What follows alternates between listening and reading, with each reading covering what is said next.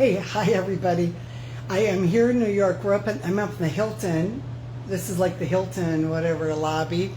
Or not lobby, it's like a lounge for people that come here. They can have privacy and work and whatnot.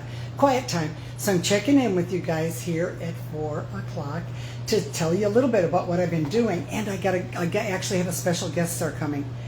But he's late. He was going to be here, well, kind of late. He was going to be here at 4:45, but he's making his way. We're finding him. You know, New York City can be like that. I'm going to tell you what we did. But first of all, we met with this guy that's going to be talking to us.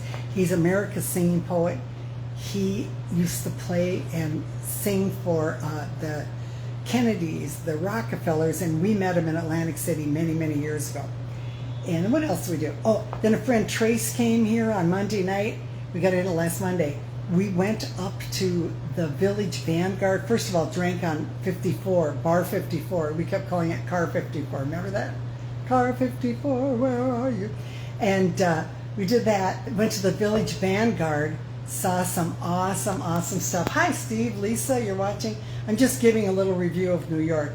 You know, it's really nice here, too. You know, you think you're hearing about everybody being, it all being dangerous. You got to come here. It doesn't feel like it. You know, of course, there's any parts of town where you could have trouble, but not here. So we did Village Vanguard. Then we went to St. Patrick's Cathedral, so beautiful. Big highlight of mine was Ray's Pizza. Oh my God. It's like Boardwalk Pizza, Boardwalk in Atlantic City. Gotta love it, gotta love it. And then Times Square, we went to that, the World One, they call it. It's the memorial for 9/11. So moving. And then we went up to the 103rd floor, watched the sunset, had dinner up there, gorgeous. And then how fun. That's only the first couple of days. Oh my God, we saw Some Like It Hot. How about that? We went to Bryant Park. We saw Samantha, my sweet little niece, and two children, Echo and River, and they're just dolls. And I saw part of New York Central Park. I had no idea that was even existed. And where's my viewers? Your viewers? Just a minute. There we go. Okay, Mary Metcalf is watching. Hi, Mary. Good to see you. Increase engagement by inviting members of your audience to join in your broadcast. I don't know what that means. Hi, hey, Mary Jane. We're talking about New York. Okay, so we did that, and then went to Birdland and saw Maria Schneider on Friday night. Oh, this is a good one. I thought, I wish I could, I'm going to sing on a stage here, looking around for jobs, you never know. So we went to this cabaret / piano bar called Don't Tell Mama. It's very famous. And we went there, we're sitting there having a couple of martinis, or one martini. Hi, Susie. And we're going, should I really sing? Because they're doing all Broadway, maybe not. But I did. Hi, Jan. I went into Don't Tell Mamas and put my little request up there. And it was just a simple song. I sang Embraceful You because they were doing a lot of things like that. And they weren't doing it. They needed something quiet, actually. So I get up there, and the room just got quiet. It was so cool. They thought I was somebody. Anyhow, it was a blast. And so I can say, I killed them at Don't Tell Mamas, right? And then what else did we do? Oh, we had so much fun. And I'm here with my friend Mike Haynes, who is we've known for a bunch of years, and heck, we're having a great time. We're just having a blast. So we're doing that, and let's see, we went to had the Morgan Library. I'm still waiting for Steve to come in the door here, and just so much fun. Saw everything, and it's just so good. I really wish I had I really wish I had all of my singing stuff here. I would actually do a singing show from this area. You watching, Andrea? Yeah, it is. We're just having a blast, and what else can I tell you? Oh, I tried on a $3,000 dress at Saks Fifth Avenue today. That was fun. I got them down to like $500. I was never going to pay that much for it, for sure. So that's kind of what's going on here. I just don't know how to tell you if we should wait here for Steve to come. Hey, why don't you guys got any questions? Ask me while we're waiting for Steve, because I'm going to let you meet America's singing poet as soon as he gets here. and you'll be excited because he, like I said, we met him in Atlantic City years and years ago, and he was just fabulous. So killing time here. What can I say? And like I said, it's a National Accordion Awareness Month for those of you who play accordion out there. And I think, I don't want to tell you too much more about what happened, but it was really good. And I definitely plan on doing a show next week. And you know what I'm going to do? I'm going to close this off, and then if we come back live, it'll be with Steve. I'm leaving tomorrow, Kathy. We're there for a whole week. A whole week we're here, so you kind of get to know the lay of the land. Still don't have the subways down though, that's for sure. But here we are. It's at the Hilton. We're like, you can't see nothing. Here, let's see if we can see anything. Get up. We're in that, like, the lounge of people that stay here. So you can see down. It's like not the greatest view, but I'm telling you what, 37th floor in New York, I like it. I like it. You kind of see out these windows. All right. So it's a good time, you guys. Okay, I have still never been to New York. You should be here. Oh my God, it is so fun. And look at, oh my gosh, they just walked in. What a nice lounge. Here he is. There you completely are. Yes. Uptime USA, there we go. All right, this is Steve. Here, look in here, Steve. You're on the air right now. Oh, hello. That looks resembles someone in my family. Great. Steve, come on, sit down over here. It's really fun. Yeah, we are having a good. This is quite the outfit you got on. How about that? Right? Oh, outfit? Yeah, you look great. Not right too over slender, in that chair. not too stout fit. What was that? Outfit. Not too slender, not too stout fit. Right. With these chairs, I think these will be a nice. You want to sit here, it'll probably be easier for you. And I'm going to hand this over to. Yeah, look. Coffee is always a good suggestion. Yes. Right. Well, I don't know if I can get what I like. I like here. honey and cream, but I'll take what I can get. This is going to be our filmographer here now. Mike is going to do that. So don't blame me. Right. I'm just the cameraman. And what are we doing? Here, we're live on Facebook right now. Oh, really? Yes, I can hardly face the book. Right. So that's what we're doing, and Steve. Yeah, there we go. So I was wondering, Steve, Mike's going to kind of actually film for us in a minute, but when was it when we first met? We first met, it was at the Tropicana in Atlantic City. Oh, yes. So you can tell me when you were there so I could remember. I think it was in the 80s, early 80s. That sounds correct. Yeah. Late 70s, early 80s. Do you remember? Shall I sit or shall I stand? You can sit down. Sit down there and I'll come over by you. I wouldn't stand for this. Whoops. You wouldn't stand for it. Good. Okay, here we are. Yes, let's see. All right. I think it looked like it would look good from this way, so. I'm going to face you, right? Yeah, we can face each other, sure. It's hard to get both of us in the camera, though, if we do that. Oh, see what I mean? If you're over here and we're talking, what we used to call adjacent. There we are, adjacent. Okay, great.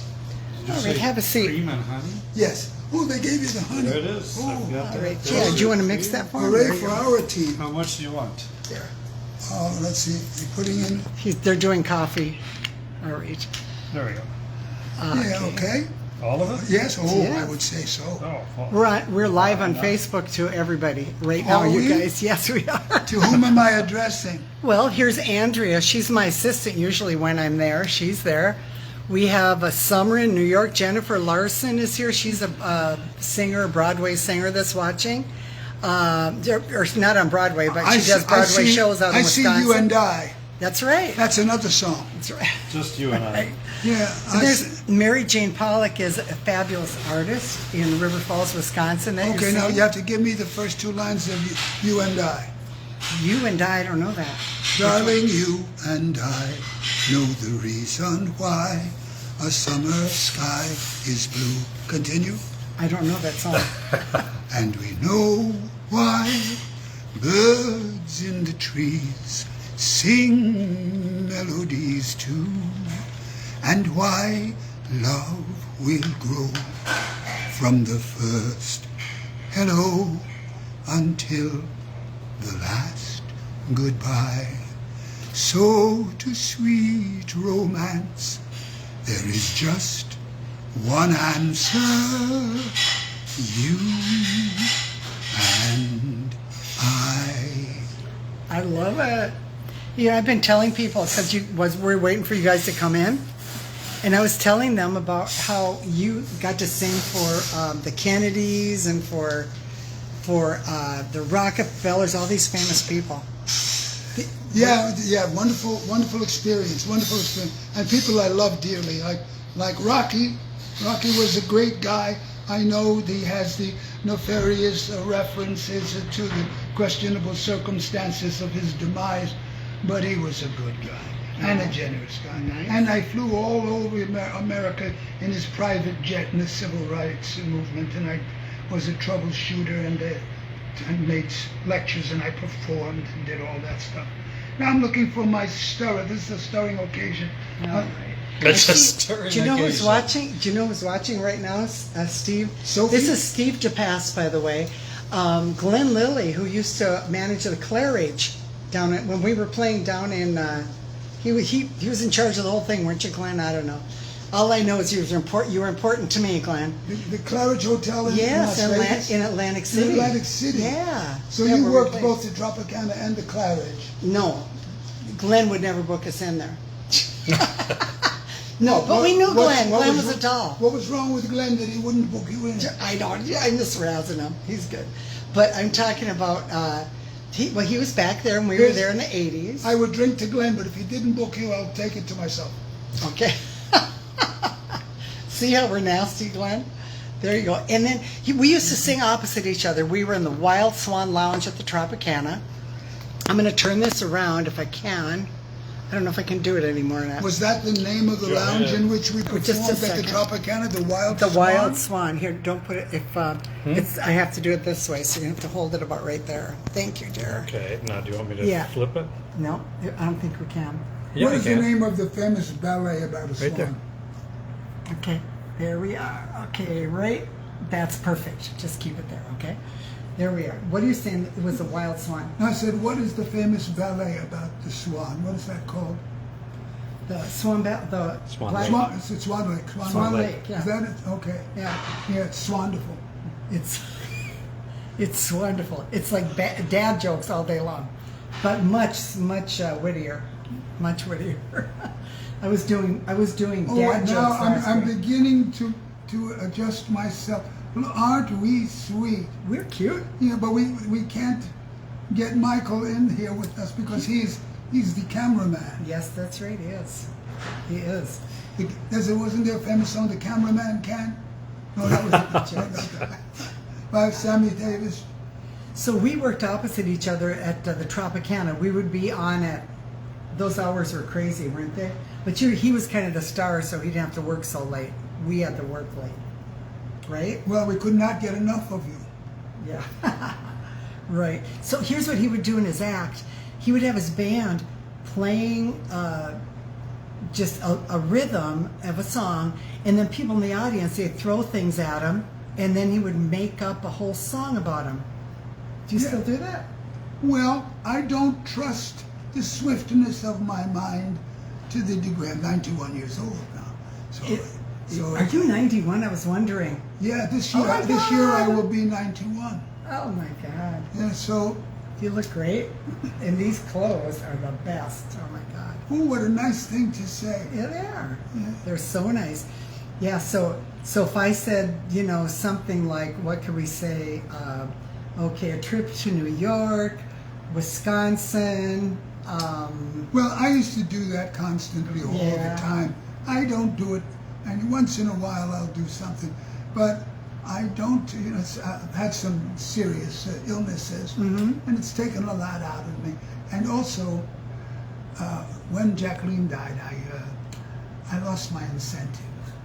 I had to gain it back. I lost Jacqueline now was she was my wife. your wife for how many years? 32.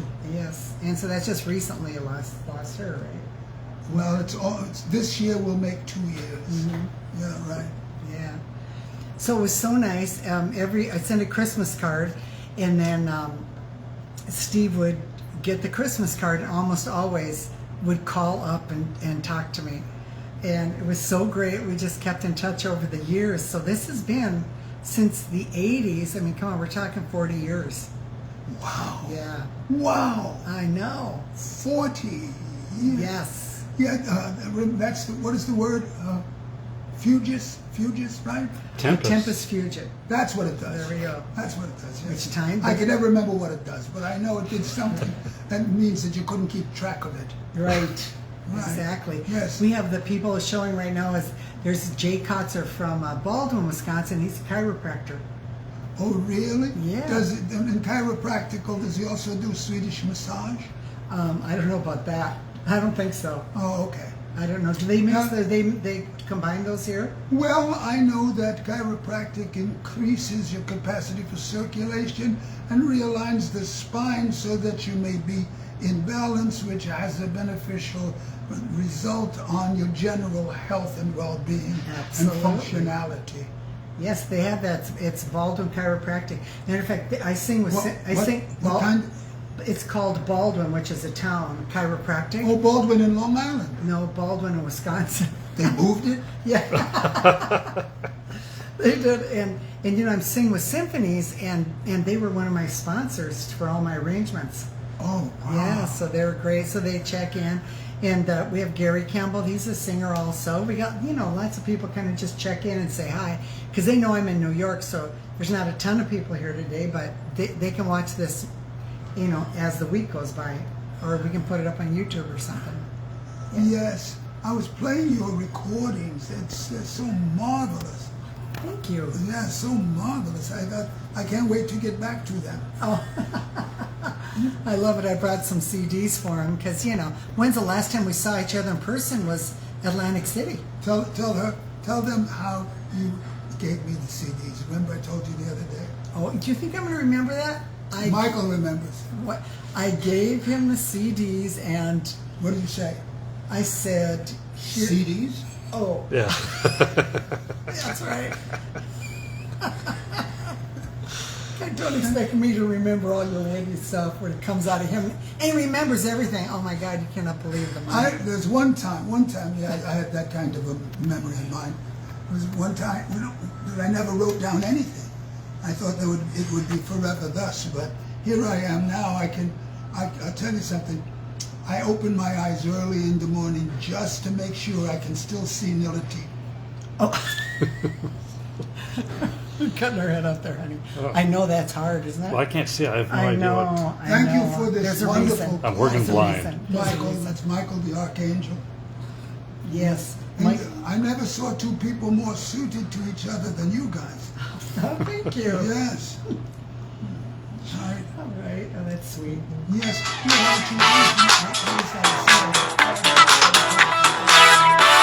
We're just getting rid of it. There we are. What does Somebody's it calling. say? It says Red Cross. They want me to give blood. O negative. There's Oh, nothing neg- negative about you. My blood is, and that's a universal donor. So they want me to give it. Then my iron's never high enough to give it. Did you ever have that problem? Oh, really? When I Oh was my a kid, gosh! You know what's funny? Mary Jane just reminded us. It's only 3 o'clock there. We're early. We're early. It's 4 o'clock here, so we started. Oh no. Maybe we'll just keep going. We're just going to stay live all the way through till 5 and just talk. Yes. That's right. I have a song for you. Debbie Schmitzer, what song do you have? I have among my, I'm tracing all the archives of all my stuff. He's written over 3,000 compositions. So, and I thought about you guys because let's just casual talk here. Yeah, that's good. Among people you encounter, some people, there's a term called niggardly. Some people think that it is a racial slur, but it's not. It means that people who are selfish, who are reticent to give, people who are stingy, people that are innocent, and you're talking about the capacity to give. you know, which in your demeanor and in how you address people, you're a giver. Michael's the same way. I like to think of myself as a giving person. Yes. Giving is something you can't take for granted.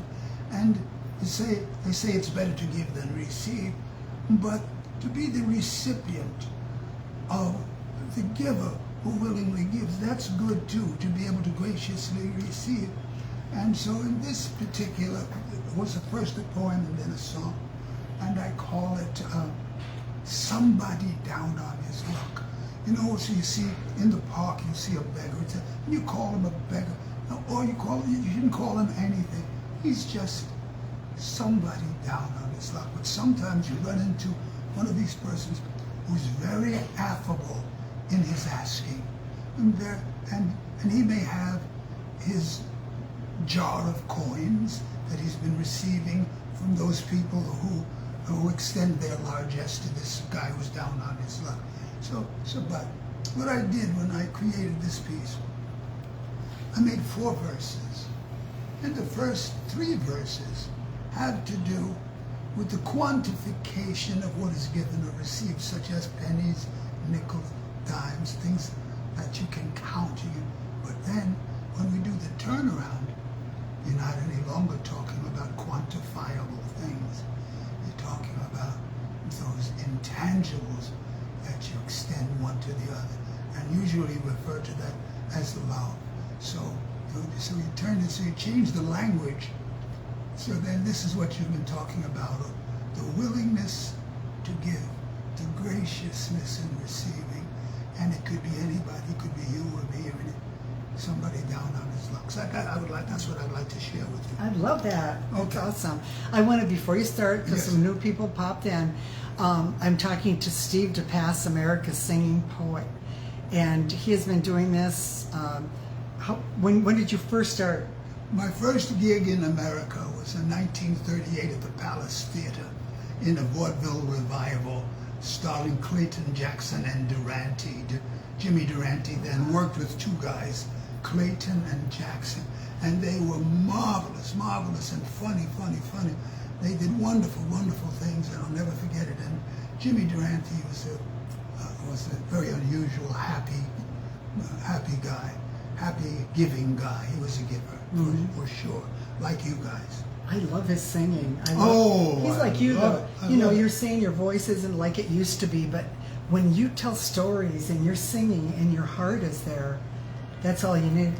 That's Yes, all you need. once I was a good singer, but due to trauma and trials and tribulations and the stresses of life, and you have physical changes, Yes.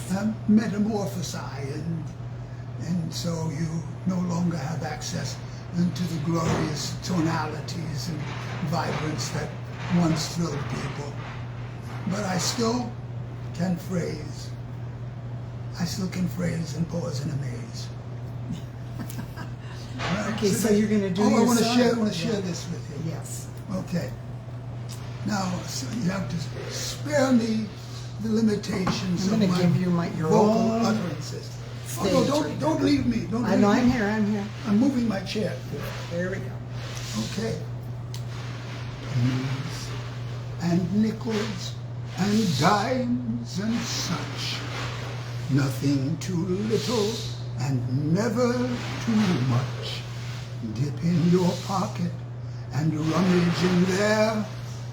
You may find something you're willing to spare, such as pennies and nickels and dimes and such, or an occasional buck. Dig in your pocket and search up your sleeve.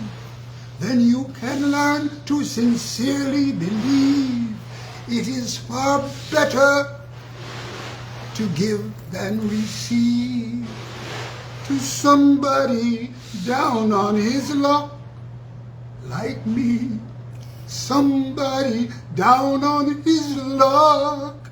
You may have little while others have less. Who is the lesser is anyone's guess. Some things in life are beyond your control. Pick in your pocket, you may find a hole with no pennies or nickels or dimes and such. Surely misfortune has struck. Well, I have 2 pennies, I once had a few. I'll save 1 penny and give 1 to you. Seems to me that is the least I can do for somebody down on his luck like you. Somebody down on his luck. Pennies and nickels and dimes and change. Change is the one thing you can't rearrange. Groping for change, where does someone begin? I've been told change has to come from within. Pennies and nickels and dimes may go, with nary a penny to pluck. My pockets once jingled, but now they do not. So little left of what once was my lot. Still I would share all the little I've got with somebody down on his luck. Poor boy, somebody down on his luck. Pennies and nickels and dimes for love. These are unfortunate times for love, ever increasingly in short supply. Love is the one thing your money can't buy, not for pennies or nickels or dimes and such, not even that occasional buck. For love is expensive and life is unfair. Some people never will get their fair share. Have you some leftover love you could spare for somebody who was unlucky in love? Somebody down on his luckless love. Somebody down on his luck. Oh my God, I love that. Oh, you are amazing. When did you write that? About 2 years ago. Oh my God. This guy's 91, by the way. America's singing poet, Steve Depass, if you just turned in. And I have coffee contributed by Michael with honey and cream, not distinguished when you separate the honey from the cream. There we go. It's all mixed in together right there in the cup where it belongs, and then you sip from the cup and you drink it up. See, he can't help but rhyme everything he does. There we go. Julie, nice to see you. We got, the folks here are tuning in. Nice to see you. I realize, Steve, Is Julie someone I know? Oh no, these are all folks from I Wisconsin. have to make an impression, so I can't look too unruly for Julie. There, Lori Meyer just said, share the love in your spare change. She just said that. Lori Meyer, I know Lori Meyer. Yeah, well, you might. She's from Wisconsin too, or Minnesota, one or the other. But Lori Meyer lived here, and she was an agent years ago, and she also did comedy. Ah, well, that's a different one. Mary Jane says you look much younger than 91. Oh, thank you for your eyesight and your insight from the eyesight, which gives you, maybe you have a glimpse at my real self. That's right. Isn't it true? I mean, like we're all in numerical ages getting older, but not you. But inside, doesn't you feel like you just feel like in my dreams, I'm young and vigorous and agile and great athlete and all of that stuff. Yes. Yes. But you amaze me, and also what you amaze me with is the quality of your voice when you sing. I mean, it's actually, if it's possible, your voice has a more tuneful timbre, even when you used to really fascinate people on stage back in the early 80s or late 70s when we worked together. I went to Don't Tell Mama the other night. I was telling people that before you came in, And I got up on stage. It was kind of like a Broadway piano bar. Yes. And I go, oh, should I get up or not? You know, but I did. And it was so, you know what I sang? Maybe I'll sing it for you. Yes. Okay, I'm going to sing it for you, see. Okay. Embrace me, my sweet embraceable you. Embrace me, you irreplaceable you. Just one look at you, my heart grew tipsy in me. You and you alone bring out the gypsy in me. I'm Bohemian, you know. I love all the many charms about you, but most of all I love my arms about you. Don't be a naughty baby, come to me, do. My sweet embraceable you. Okay, we'll start from the beginning. Now, what do you want me to do? First line, go ahead. What do you want me to do? Embrace you. Now you got to sing it.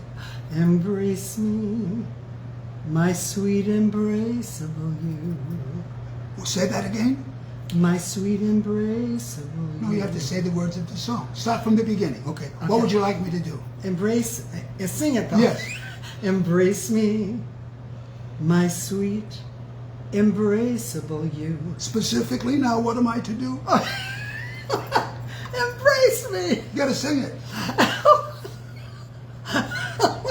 Embrace me, my sweet embraceable you. Yes, and what am I to do now? Embrace me. And who am I? You irreplaceable you. What happens when you look at me?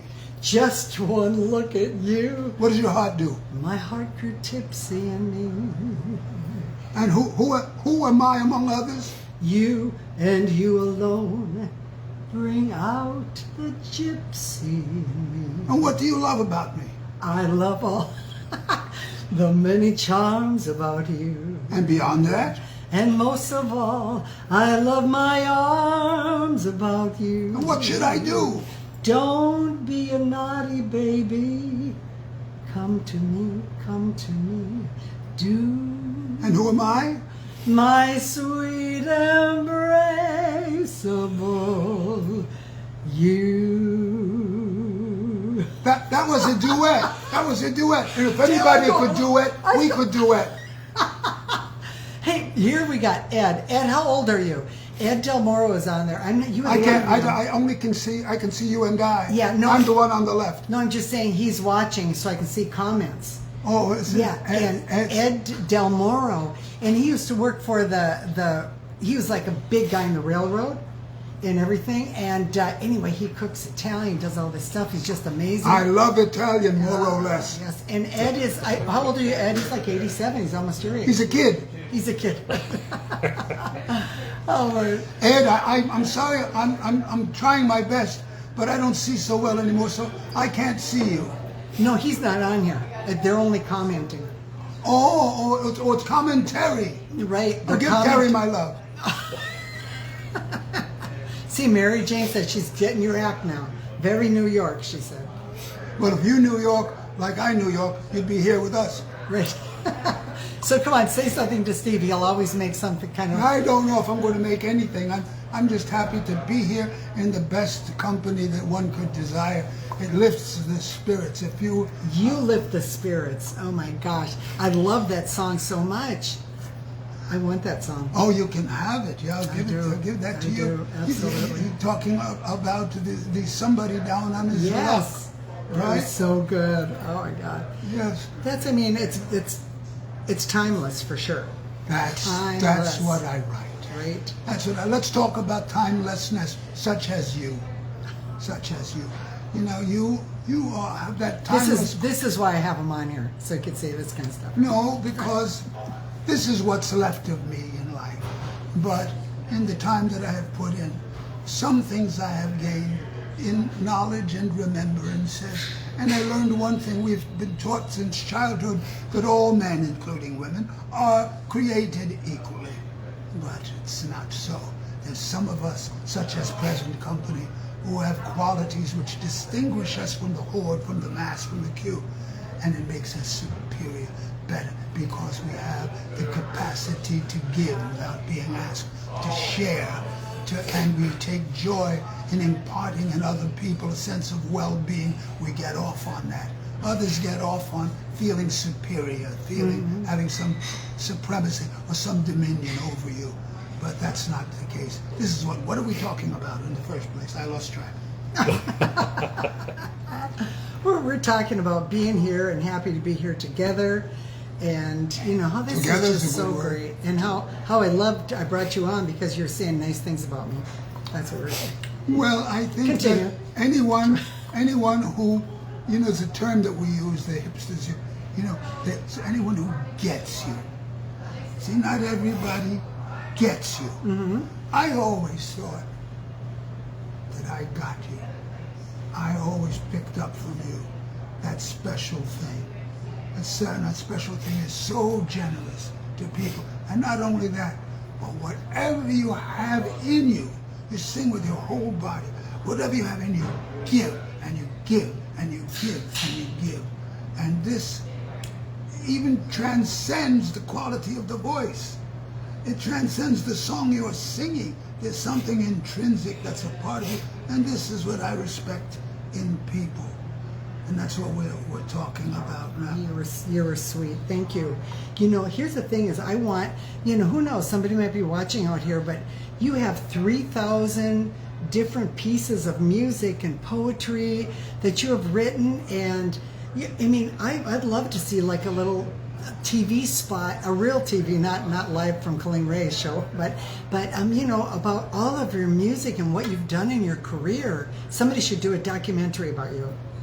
Well, that's a thought. That is a presumption and egotism on my part.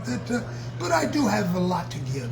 I have a lot to offer in what I have to say, and in the benefit that I have derived from the experiences I've had on earth that makes me separate the good from the bad. Well, you're so good at expressing it. You know, the Chip Alton is on here now. He was the guy who did the sound at the Tropicana when we were there. Oh, really? Yes, he's right. Chip is here right Chip off the is- old block. Yep.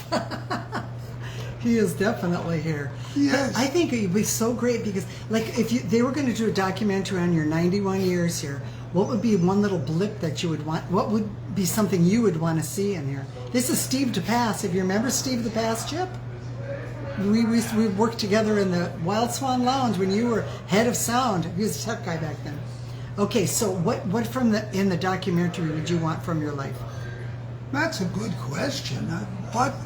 What is it that I would like that someone, through the camera, through the sound, through something that could extrapolate the best of me, the most generous, the most kind, the most good, that aspect, because we are many things as human beings, and not all of them are equally good. But I know there is good in me. And if someone has the capacity to capture that in sound, in attitude, in presentation, and show that to the people, this is what I've lived for. This is who I am. This is my better self.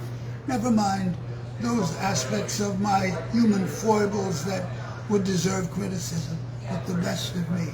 If I could find a way to share that, then the world would benefit from who I am. Oh, well, if your music and your words like that one that you did could get out there and just published and put in just a big book of Steve Depass. Oh, this is my ambition, now, to put all my stuff out there, all of my good stuff that has wholesome messages and also is listenable.